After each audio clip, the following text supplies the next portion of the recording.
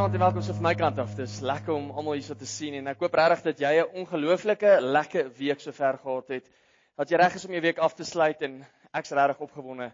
Want ek dink hierdie nuwe reeks wat ons afskop, Boekklub, is een van my reekse wat ek al lank oor droom. Nou om eerlik te wees, toe ons gedink het, kom ons begin 'n reeks Boekklub. Dis eintlik geïnspireer deur 'n ander reeks wat ons volg en soos Tommy sê, ons word maar geïnspireer deur 'n geestelike familie reg oor die wêreld. Nou hulle kry gewoonlik die ou om te kom praat by die kerk. Nou ek wil vir julle sê die fonds het dit nie hierdie jaar toegelaat nie, so ons gaan dit nie so letterlik afskop nie en dis net 'n grappie. Maar miskien volgende jaar. Ek dink as hierdie reeks regtig iets is wat ek dink mense belangstel, dink ek dit kan ongelooflik cool wees as ons begin local, net kyk wie het 'n boek geskryf dalk in Vanderbijl Park en dalk hulle nooi. Dit sal dalk 'n goeie begin wees, maar hoekom ek opgewonde oor hierdie reeks is glo dit of nie, hierdie reeks is vir mense wat nie daarvan hou om te lees nie. Om na 'n boek te luister of 'n opsomming van 'n boek te luister en te dink, okay, great, so hier is die opsomming, moet ek hom lees, moet ek hom nie lees nie. Jonathan, ek lees miskien een boek in elke 10 jaar, so ek wil weet, is hierdie die moeite werd om te lees? Dalk, is jy dalk iemand wat op 'n ander manier, daarvan hou, jy hou daarvan om te lees en jy wil net weet die review, jy wil die opsomming, jy wil net min of meer weet, gaan hierdie moeite werd wees, of jy is dalk iemand wat glad nie lees nie. Welkom by my. Ek hou nie noodwendig baie van lees nie, ek love dit om te luister. So Audible is my ding. Ek sit 'n boek aan as ek op die pad is, doen ook 'n troue, dan gooi ek Audible en ek luister en ek kan vir jou sê dit werk vir my en ek hou daarvan en ja, om te bieg, een boek wat ek regtig probeer altyd lees, is die Bybel en ons kan soos ons nou grap 'n boekklub wat nou al bestaan vir langer as 2000 jaar. So welkom en ek hoop regtig dat hierdie reeks jou sal inspireer om dalk 'n bietjie meer te lees. Al is dit die Bybel. Om dalk so klein bietjie boeke te vat wat 'n groot impak in my en jou lewe kan hê en vanaand kan ek jou waarborg, dit is een van daai boeke. Dit is een van daai boeke wat 'n massive indruk op my lewe gemaak het, 'n groot indruk op my vrou se lewe gemaak het en ek wil so ver gaan om te sê dat al die personeel wat al die boek gelees het hier by die kerk kan nie ophou praat oor hierdie boek nie, want dit is een van daai boeke, dit is letterlik een van die beste boeke en jy gaan nie 'n fout maak deur dit te lees nie. So asseblief, moenie op grond van vandag se boodskap nie die boek lees nie. Ek is jammer as ek nie John de Weer enigsins gunste doen nie, maar ek kan jou waarborg hierdie is genuine 'n boek wat jy moet lees. So eintlik 'n interessante ding, Albert Einstein het hierdie geskryf en ek wil dit graag lees. Hy sê die volgende, hy sê the only thing that you absolutely have to know is the location of the library. Nou, weer eens, ek weet wat is die location van Audible, so ek is okay vir nou, maar ek hoop regtig dat hierdie quote jou dalk net so klein bietjie sal inspireer, maar ek gaan nie aand afskop deur of God aan julle voor te stel. Dis 'n boek wat deur John Bevere geskryf is. So alles in die preek, alles in die boodskap is deur hom genoem en daar's so klein bietjie dalk vrae wat ek dalk aangepas het vir ons vanaand. So eerste vraag waarby ek wil afskop en hy noem hierdie in sy boek en ek love hierdie vraag want dit my so klein bietjie laat dink en die vraag is: wat is die belangrikste ding wat jy ooit kan hê? Wat is die belangrikste ding wat jy ooit kan hê? Nou van ons gaan sê, Jonathan, ek is realisties. Die belangrikste ding wat ek het is 'n kar. Want hoe gaan jy iewers uitkom? Jy gaan nie vir jou mense kan kuier nie, jy gaan nie iets kan gaan koop nie, jy gaan nie werk toe kan gaan nie. En as al van ons wat hier sit, my vriend, het jy gehoor van 'n fiets? 'n Fiets is baie belangrik. Kyk, maar enigiets op wiele. Miskien sê jy dis dalk die belangrikste ding wat jy besit. Weereens, as jy 'n Suzuki ry, jy's definitief een van Tommy se gunsteling mense. So, miskien sê jy, okay, Jonathan, kar is nie so noodwendig so belangrik nie. Jy kan ook Uber, jy kan ook 'n taxi kry, maak nie saak nie. Die belangrikste ding wat jy nodig het is 'n huis. Dis die belangrikste ding wat jy dalk besit. Dis een van jou grootste bates. Dis dalk iets waarin jy sekuriteit vind. Dis waar jy jou kop neer lê, dis waar jy rus, energie kry, dis waar jy veilig voel. Miskien is die belangrikste ding wat jy voel jy besit jou huis. Jy's Jonathan, ja. Die belangrikste ding wat jy kan besit is 'n beursie. Nou, ek weet nie of jy kan sien nie, maar hulle maak hulle nie meer soos hierdie nie. Ek sou my beursie bring, maar Tommy lag want hy sê dit lyk soos 'n kaart. Jy kan letterlik net 4 kaarte daarin pas en weer eens, dit pas en dit werk vir my, maar miskien is die belangrikste ding wat jy dalk besit 'n beursie, want wat in die wêreld gaan nie oor finansies nie. Money makes the world go round, is dit nie wat hulle sê nie. Miskien is die belangrikste ding wat jy besit 'n beursie en jy soos Jonathan, het jy al gehoor van 'n foon? Miskien is dit die belangrikste ding wat jy moet kry, want draai wat, jy het nie meer 'n beursie nodig as jy 'n foon het nie. Jy kan net gaan en jy kan jou kaart kry. En ek hoop iemand het nou 'n SnapScan of 'n Jouka masjien hier naby nie, maar jy kan net gaan en jy kan jou kaart druk, jy kan hom deurvat. Miskien is jou diepste geheime hierso kontak wat jy met iemand kan hê, miskien kan iemand bel, of jy, hierdie is katte, hierdie is die belangrikste ding wat jy besit, kom ons wees eerlik. Ek wil so ver gaan om te sê, miskien is jy so en jy sê, Jonathan, niks wat ek besit is die belangrikste ding wat ek het nie, ek hoop nie jy besit dit wat ek nou gaan noem nie, maar miskien is die belangrikste ding jou verhouding. En ja, ek het gesê, ek hoop nie jy besit jou man of jou vrou nie, maar miskien is dit die belangrikste ding wat jy het. Jy voel, dis die belangrikste ding in my lewe, is my man of my vrou. Jy mag voel, dis jou meisie of jou kerel, dis nog nie so ver die belangrikste ding in jou lewe nie, maar jy voel, hierdie is die belangrikste ding wat jy kan hê. Nou kom ek sê vir jou, die belangrikste ding wat ek en jy kan hê, is nie eers die Bybel nie. Glo dit of nie. John Bevere skryf in sy boek en hy sê, daar is soveel mense wat dalk 'n verhouding met God het, maar 'n eienskap missing het, wat jou verhouding met die Here solied kan maak. En ons hoef nie vreemdelinge vir mekaar te wees om hierdie te weet nie. Ek dink almal van ons is slim genoeg om te besef dat hierdie natuurlik nie die belangrikste ding is, as ons verhouding met die Here noodwendig sonder 'n sekere eienskap nie, want hoeveel mense ken ons wat gelowig is, wat Christen is, wat nie aangaan soos dit nie, wat nie hulle self handhaaf soos dit, wat glo dat dit die belangrikste ding is in hulle lewe nie. So wat as die belangrikste ding wat ek en jy het, nie iets is wat ons kan besit nie, nie iets wat ons in 'n glas in kan kry nie iets wat ons enigsins iets aan kan koppel, of 'n bedrag aan kan koppel nie. Wat as die belangrikste ding is wat ek en jy kan besit, 'n eienskap is? En hierdie eienskap is iets ongelooflik, dat as jy hierdie eienskap besit, kan ek jou waarborg, dit sal werklik, genuine, jou lewe verander, en ek getuig daarvan, want dit het my lewe verander. Salomo skryf daarvan in die volgende, hy sê, een ding bly nog oor. Hierdie een ding, as daar enigiets is wat jy vanaand saam met jou moet vat, is dit hierdie een ding. En ek waarborg jy, as jy hierdie een ding vat, dit gaan jou verhouding met die Here solied maak. Dit gaan jou verhouding met jou man of jou vrou, gaan dit regtig 'n fondasie gee wat vir ewig en ewig sal kan hou, en maak nie saak wat gebeur nie, dit wat God saamgevoeg het, gaan niemand uitmekaar kan haal nie. Hierdie een ding is ongelooflik belangrik. Die een ding wat oorbly is die volgende, hy sê, en dit is dat ons almal God moet vrees. Dat ons God moet vrees. En sy voorskrifte moet gehoorsaam.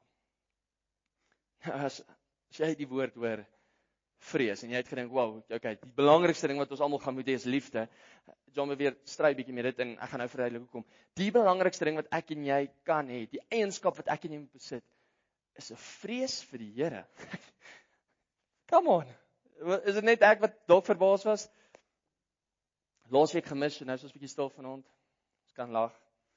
Vrees, dit klink aaklig. Hoekom sal 'n mens vrees vir die Here wil hê? Hoekom sal 'n mens leef in vrees? Jy ken daai mense, jy het hulle al gesien. My vrou is een van hulle. Dit moet terrible wees. Alles wat ons doen moet altyd gesluit wees, geberre wees. Alles moet ons, my liefie, dink jy ons kan nie indry nie? Dis twee snaakse mans wat hier buite staan, en al hoekom hulle snaaks is omdat hulle vergeet het om dalk bietjie langer klere aan te trek, en hulle het so kort hempies. Sy's redelik bang vir mense met afmoue. Toe dink ek by myself, oh my goodness, dit is regtig nie so erg nie. Is dit so bad om in vrees te lewe? Ek dink by myself, is hierdie die antwoord wat Salomo vir ons gegee het? Kan hierdie die ding wees wat ons hele verhouding met die Here solied maak, wat ons hele lewe gesond hou? Is hierdie werklik die belangrikste ding wat ek en jy kan besit? Salomo beskryf hier, en hy sê, hierdie vrees is nie net noodwendig om bang te wees nie. Hy beskryf hierdie as 'n heilige vrees. So wat presies is heilige vrees? Vrees is gesond. As jy dalk iewers in die wildtuin was op voet, en jy het 1 tot 1 met 'n buffel gestaan, om bang te wees is dan 'n goeie ding, om nie te staan en te probeer. Ek ken julle bulle, kom ek vat julle aan. Dis 'n gesonde ding, as 'n slang dalk na jou toe geseil kom, en sê, jy lyk so ou nou, in jou oog, dis goed om te vrees, dis goed om bang te wees nou en dan. Maar die tipe vrees waarvan hy praat is iets baie meer as net om bang te wees vir iets. Hierdie vrees wat hy beskryf is, daar word onderskeid getref tussen wat dit is om bang te wees en wat dit is om vrees te hê vir die Here. Bang beteken ek en jy wil alles in ons vermoë doen om weg van die Here af te wees. As ons kyk van die begin van tyd af, toe Adam gesondig het, wat het gebeur? Hy het homself weggesteek. Hy was bang vir God. Maar oor en oor, as jy in die Bybel gaan lees, van Genesis, die eerste 5 boeke, tot die historiese boeke, reg deur die psalms, die wyshede, alles, die profete, Jesus homself, Paulus, almal skryf oor hierdie een beginsel, dat vrees vir die Here is die begin van wysheid. Vrees vir die Here en ontzag vir die Here is gesond vir my en jou. Dat alles wat ek en jy het, draai om hierdie een punt. Hoekom? Want as hierdie ding in plek is, as ons hierdie ding reg verstaan, kan ek jou waarborg, dit verander hoe ek en jy dink. Ek was besig om 'n podcast te luister. Podcast se naam is Lights On en die ou wat dit aanbied is 'n predikant gewees wat eintlik maar gesondig het en hy gaan en hy's op hierdie reis om te kyk hoe mense kan genees word, hoe mense gesond kan word en hy besoek toe 'n predikant, Jim Bakker, wat 'n predikant was vir 'n massive kerk. So baie mense gelei na die Here toe en hy kom na in die tronk en hy sit daar saam met Jim en hy sê vir hom, "What happened?" Hoe is dit moontlik? Hoe het jy op 'n plek gekom waar jy hierso is in die tronk vir geldwasery, vir egbreek pleeg? Ek meen, jy's 'n predikant, jy's iemand wat vir mense boodskappe gee. Hoe het hierdie gebeur? En hy sê die volgende, hy sê, "Karl, ek was nog altyd lief vir Jesus. Nog altyd, eintlik nog selfs toe ek gesondig het. Ek was nog altyd lief vir Jesus. Maar die een ding wat ek nooit gedoen het nie, is ek nie 'n vrees vir hom gehad nie. Is ek nie 'n vrees gehad vir wie God is en wat hy beteken in my lewe nie. Is ek het nie hierdie vrees gehad vir sy almagtigheid en sy grootheid en besef wie hy werklik is nie.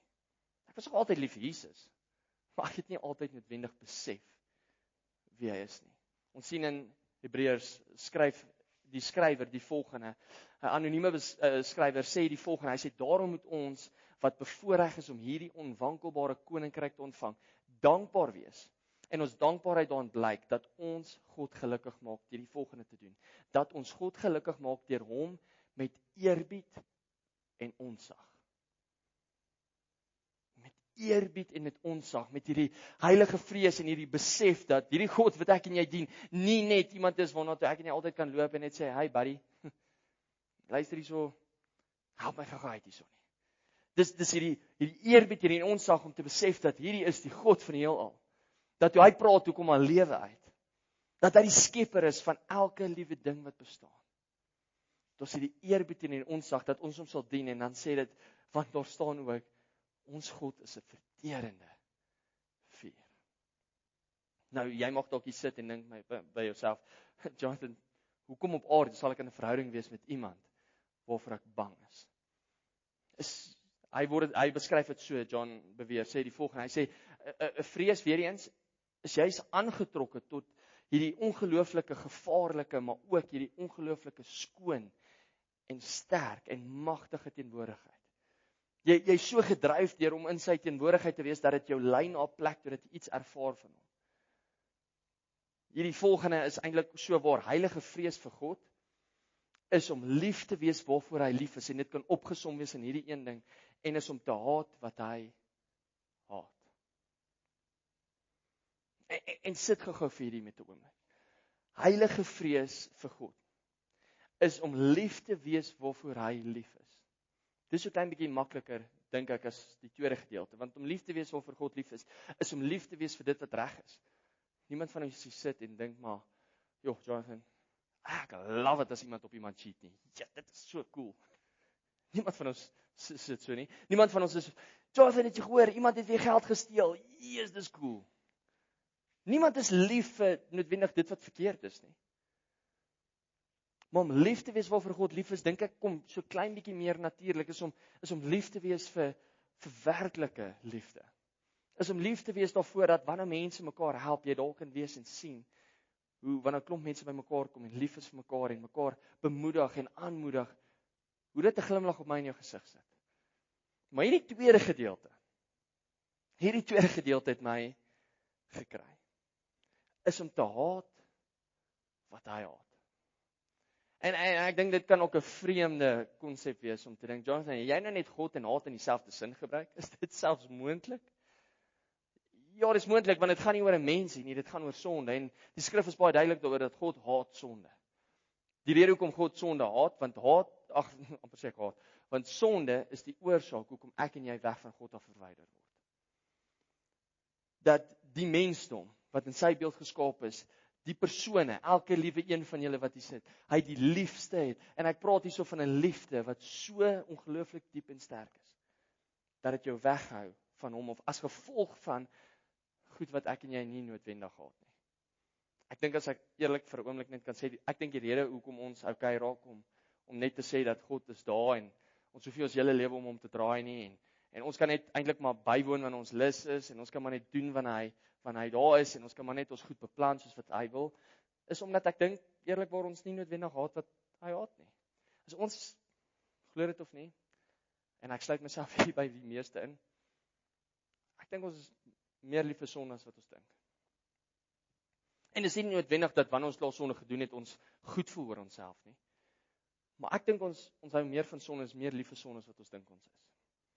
Dat die ding wat ons weghou van die teenwoordigheid van God af, dat dit iets is wat ons baie keer vreugde in vind. Sekuriteit in vind, dat wanneer ons moeg is, as ons dit doen, as ons dit kyk, as ons dit gebruik, dan voel ons so klein bietjie beter, want om met God in 'n verhouding te staan, vat so klein bietjie meer moeite.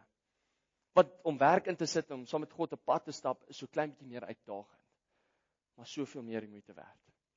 Ek is mal oor wat die volgende skryf, John Flannel sê, die volgende, hy sê, the carnal person fears man, not God. Iemand wat nie glo nie, iemand wat so eenvoudig en iemand wat nie regtig doel het in lewe nie.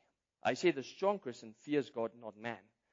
En hier is die volgende gedeelte, the weak Christian fears man, too much, and God, too little.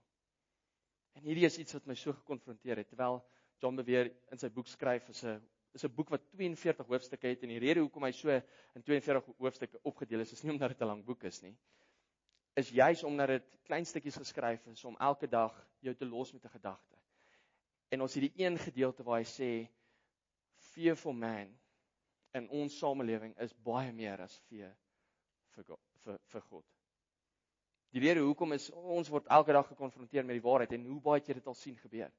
Is in 'n gesprek dalk waar jy besig is met jou vriende te praat, en hierdie een persoon of hierdie een vriend noem iets wat jy weet nie noodwendig reg is nie, en vra vir jou opinie. As jy weet, as jy nou jou opinie lig, jy's uit. Volgende pause speel ons nie meer saam nie. Kom aan. Volgende keer as ons 'n smoke break vat, dan kan jy nie by ons staan nie. Volgende keer as jy opinie lig en ons is 'n groep vriende wat uitgenooi word vir ons kinders se partytjie, dan word jy nie genooi nie. Want jy het jou opinie gelig. En ons voel baie keer ons is so in 'n hoek ingedruk wanneer dit kom by ons oortuiging van wie Christus is en wat hy vir ons kon doen het, dat ons okay daarmee is om te sê, maar ek is bang vir eerder die gevolge van mense en hulle opinies as wat ek is vir God. Ek het 'n pad gestap saam met 'n persoon en is eintlik 'n tragiese ding wat gebeur het, waar ek regtig gekonfronteer was in hierdie een oomblik met hierdie volgende waarheid. Waar ons besig was om iets te bou en saam te beweeg en te sê, maar luister hierso, so hier is die plan, is ons gaan soveel mense se lewens deur hierdie raak, ons het hierdie projek, ons glo saam in hierdie, ons kom by mekaar, en hy nooi my vir 'n persoonlike gesprek, waar hy sê, maar Jonathan, hierdie is my realiteit. So ek is besig om te skei. En ek sê vir hom, ja, ek is so ongelooflik jammer. En ek probeer uithoor wat die storie is, en die storie is nie 'n goeie storie nie, die storie is 'n tragiese storie, maar hy sê die volgende vir my, en hy sê vir my, en ek vis 'n bietjie uit, en ek probeer by hom hoor, wat is die rede? En die rede is net eenvoudig, ons hou net nie meer vir mekaar nie. En ek dink by myself, ek is eerlikwaar bang vir wat volgende inhou. Want in hierdie oomblik kan ek vir hierdie ou sê, ja, Jessie, dit is bad, los aan net. Maar my hart, in dit waant ons beweeg, soos ons besig is om te gesels, kan ek nie help om vir hom te sê, maar my vriend, ek is so jammer, maar ek dink nie noodwendig, dit is wat God soek nie. En dit is so. Ons praat nie. Ons kom glad nie meer by mekaar uit nie. Is die planne wat ons gehad het om 'n beweging wat ons glo regtig 'n verskil kan maak in mense se lewens. En dan kom ek sê vir jou, ek was gekonfronteer met hierdie maar kom ek compromise net vir 'n oomblik. Kom ek sit net vir een oomblik hierdie een kant toe en kom ons probeer hierdie uitwerk soos ons hierdie probeer uitwerk. En kom ek sê vir julle, ek sou nie met myself kon slaap nie. Ek sou nie by myself kon dink, maar wow, hierdie is iets wat ek dink reg is net sodat ons hierdie ding kan. Die compromise is net te groot. ons is baie keer meer bang vir wat mense dink as wat ons dink ons is. Ons is baie keer meer bang vir mense as wat ons bang is vir wat reg is. So hoe presies kry ek hierdie heilige vrees? Hoe kom ek op 'n plek waar ek besef hierdie is die belangrikste ding in my lewe? Hoe kan ek seker maak dat hierdie die belangrikste eienskap is wat ek inbou? En wanneer dit daar is, dan maak dit seker dat my liefde op die regte plek is, dat my eerbied daar is, dat my huwelik om hierdie gebou word, dat my kinders streef en leef in hierdie omgewing. Hoe presies kry ek dit reg? Tom weer praat van die volgende, hy praat van 'n tremble.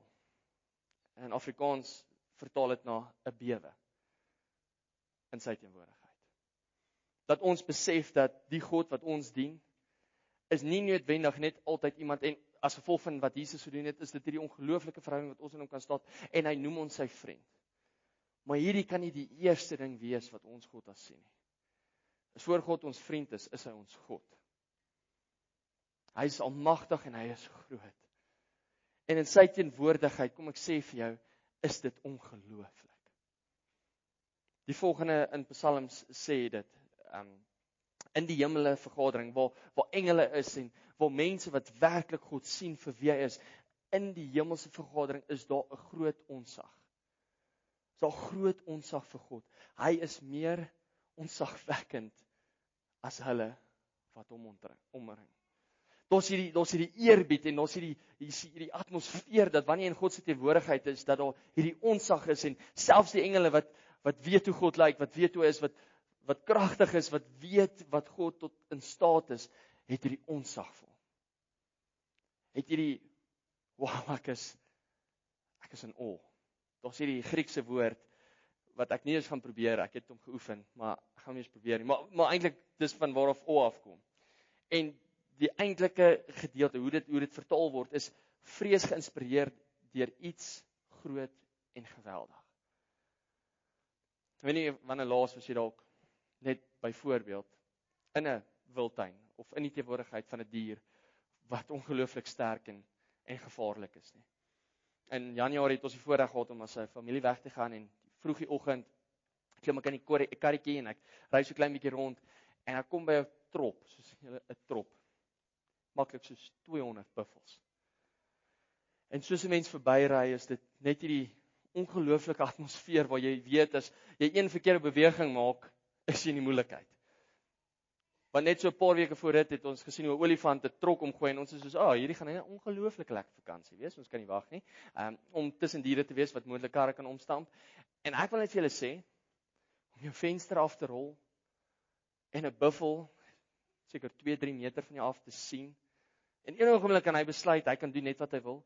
Is in 'n oomblik is daar hierdie oogkontak en jy voel, my lewe kan nou eindig. Hierdie buffel kan nou besluit, dis verby met hierdie. Maar tog is ek getrek tot hierdie. Tog is al hierdie atmosfeer waar ek besef, wow. Ek dink dit vir 'n oomblik, as jy span net terug gaan na daai teksgedeelte toe, sorry. Daar's 'n hemelse volgende enetjie, hemelse vergadering. Ek love hierdie in die Psalm, sorry, volgende enetjie. Daar's hierdie hemelse vergadering. Julle, ons kry nie eens hierdie reg op 'n aardse vergadering. Vir ons baie keer by die kerk bymekaar kom. Dis dalk net ek het op beleef dat ons kry hierdie nie eens reg, dat wanneer ons besig is om met een van ons vriende of ons kollegas te praat oor God nie. Ons het hierdie makheid rondom net wie God is. En kom ek sê vir jou, as jy in die Ou Testament gaan kyk, is dit so maklik om te sê, maar Jonathan, daai God klink skerry, wel dit is ons God. Kom ek sê vir jou, hy is almagtig en hy's groot. En in sy teenwoordigheid moes mense hulle skoene uittrek. In sy teenwoordigheid as jy geskuif het, sonder dat jy moes skuif, en daar was nie hierdie onsag nie, daar was net hierdie gemaklikheid, het mense dood gegaan. Hoekom? Want God is heilig en ver bo ons vir ewe. Dus ek dink ons vergeet baie keer. En ek sê dit met liefde, want ek dink ek is 100% skuldig. Ek dink ons vergeet baie keer wie God is. En hoekom ek skuldig is in hierdie is, ek sal baie gemaklik raak met my ou sondetjies. Wanneer ek hier so kom by my vriend, en ek weet wat my een kollega gedoen het, en ek sê net, Jasma, kan jy daai persoon glo? So ek raak so gemaklik om iewers in my gedagtes rond te dwaal en te weet, ek dink aan iets wat ek nie veronderstel is om te dink nie. So ek dink ek het vergeet presies wie God baie keer is. En eintlik wat ek ons wil beaanmoedig is kry jouself in spasies waar jy vir 'n oomblik net God in sy grootheid besef. Vat 'n aand soos vanaand en loop uit en kyk na die sterre en besef, hy het elke ster daar geplaas. Dat daar nie een ding uit plek uit is nie. Die aarde draai perfek op die regte tyd, teen die regte afstand van die son af. Daar is niks op planeet aarde. Niks in hierdie koninkryk, niks op hierdie aarde wat God nie van weet nie. Wat nie perfek geplaas is nie. En jy kan vir 'n oomblik stil staan en besef, wow, God is werklik groot. Vat 'n oomblik en dink net aan Jesus se gebed. Ons Vader wat in die hemel is, laat U naam geheilig word.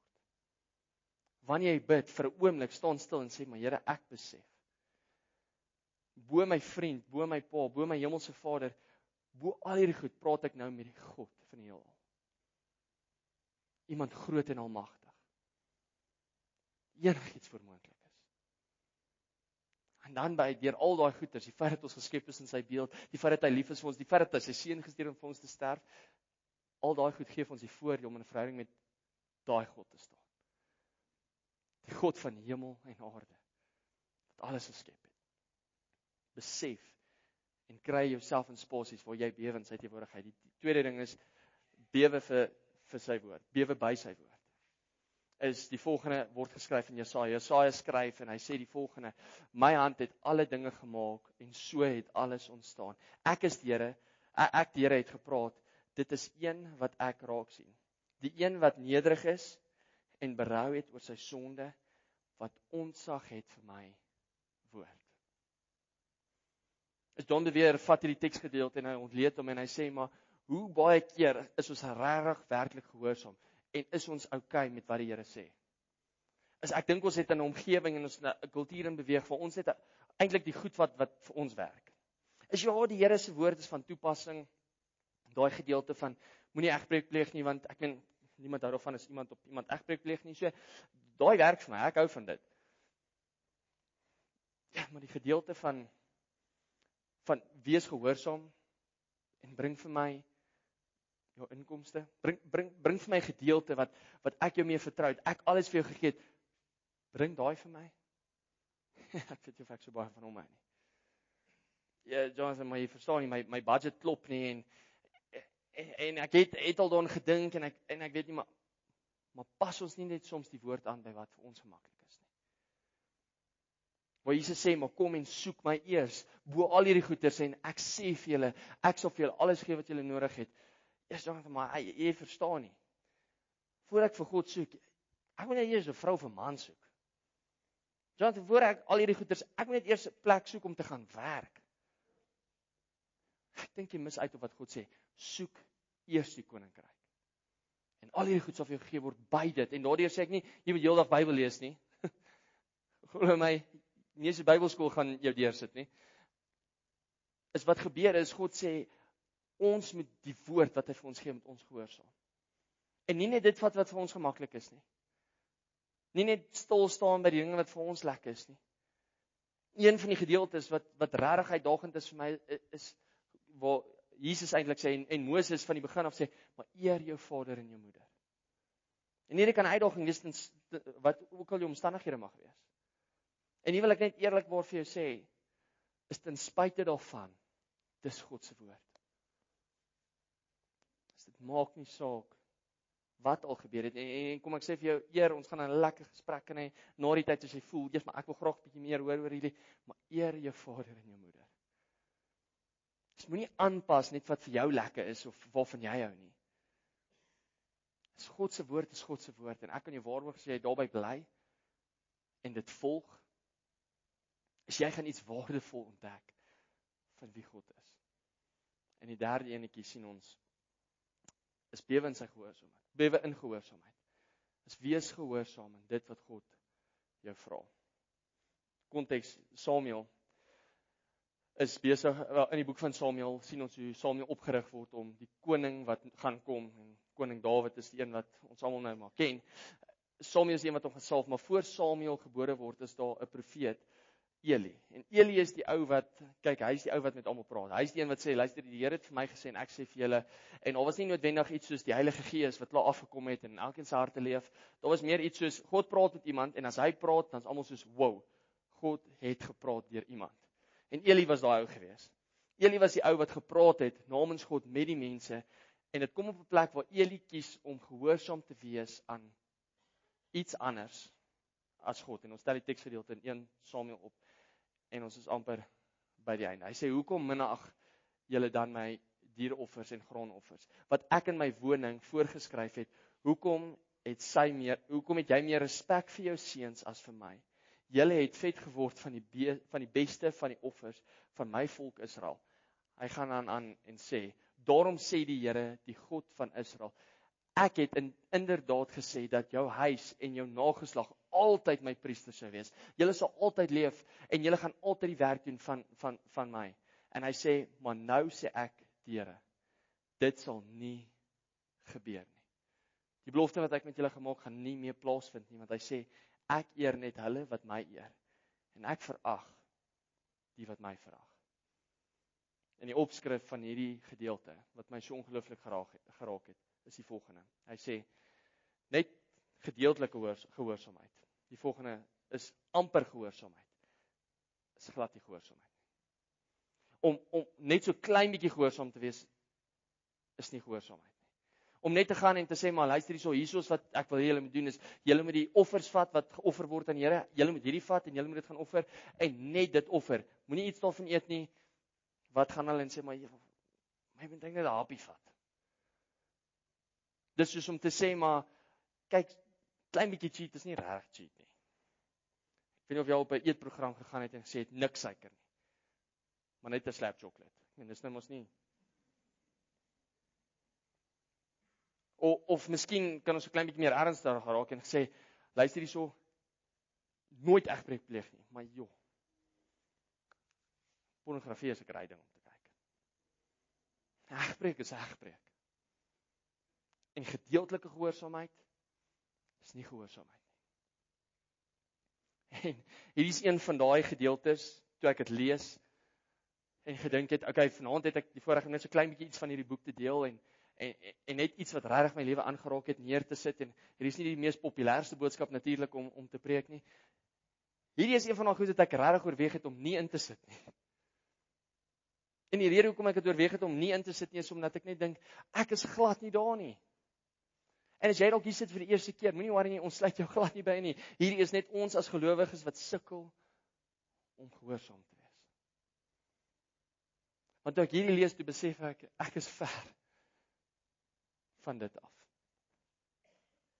En daarom is genade opnuut en dit wat Christus gedoen het vir ons, weer eens net 'n teken van hierdie ongelooflike genade vir my en jou. Iets wat ons moet besef en iets wat ons regtig saam met ons huis toe moet vat. Is ons God, soos ons gesing het in die begin, awesome, is baie groter as wat ons dink. En as ons 'n gesonde vrees vir hom het, kan ek jou waarborg, sonde gaan iets raak wat jy haat. Dat waardevolle verhoudings is iets wat jy gaan koester as gevolg van 'n vrees wat gesond is. Dit oral waar jy gaan, jy met integriteit gaan leef en jy alles gaan doen tot die beste van jou vermoë om naby aan God te leef. So die vraag waarmee ek eintlik wil afsluit, is, het jy 'n heilige vrees vir die Here? Ek vra hierdie eintlik werklik met liefde. Dat terwyl God besig is om te praat, luister jy. Dat as God jou uitdaag op 'n sekere situasie, dat jy gehoorsaam sal wees. En ek praat nie van die tipe gehoorsaamheid wat net, okay, ek gaan 80% dit doen nie. Dat as God dit op jou hart druk en jy dit nie doen nie, is dit sonde. En dat jy terug sal draai en sê, Here, ek is so ongelooflik jammer. Het jy 'n heilige vrees vir die Here? Want hoe is dit dat iemand so lief vir die Here kan wees, maar nog steeds tronk toe gaan vir egbreek en vir geldwasery? Maklik. Hy was lief vir Jesus, maar het hom nie gevrees nie. Dis werklike liefde vir God. Word gebore uit 'n plek waar jy onsag het vir hom. So my uitdaging en my smeekgebed is, gaan vra vir die Here, Here kom en kweek 'n heilige vrees in my, waar ek besef, U is die God van die heelal. Dat ek nie veronderstel is om my lewe te gaan, sonder om met hierdie gesonde vrees rond te loop nie. En dan wil ek jou vra, gaan, en lees 'n Bybelplan oor All of God, dit is op die Bybelplan. Gaan en koop die boek. Gaan en luister hom, want ek en jou waarborg, dit gaan 'n groot impak op jou lewe hê. Kom ons sluit ons so. Hemelse Vader, dankie vir hierdie voorreg wat ons kan stil raak en Here, miskien het ons vanaand opgedaag met 'n verwagting dat die belangrikste ding in ons lewe gaan dalk wees om 'n fisiese ding in ons hand te hê, of die belangrikste ding in ons lewe gaan wees om onsself by 'n plek uit te bring waar ons suksesvol is aan die einde van ons lewe. Maar dit die belangrikste eienskap waarby ons kan stil staan, is om 'n heilige, gesonde vrees vir U te hê. Om te besef dat in die teenwoordigheid, Here, is daar nie plek vir ons om noodwendig af te dwaal en te besef dat ons hierdie liefde vir sonde kan najag nie. Here, my gebed is, mag elkeen van ons hier gekonfronteer word met hierdie waarheid. Here, kom werk in ons harte. Kom kweek hierdie gesonde vrees in elkeen van ons. Here, dankie dat U 'n God is wat so genadig is. Dat U nog steeds ons die kinders noem, dat U nog steeds ons die vriende noem. Ons is dit nie waardig nie. Here, ons het niks gedoen om dit te verdien nie. Dankie dat ons dit kan beleef en dit kan ervaar, Here. Here, ons het respek vir U, ons is lief vir U.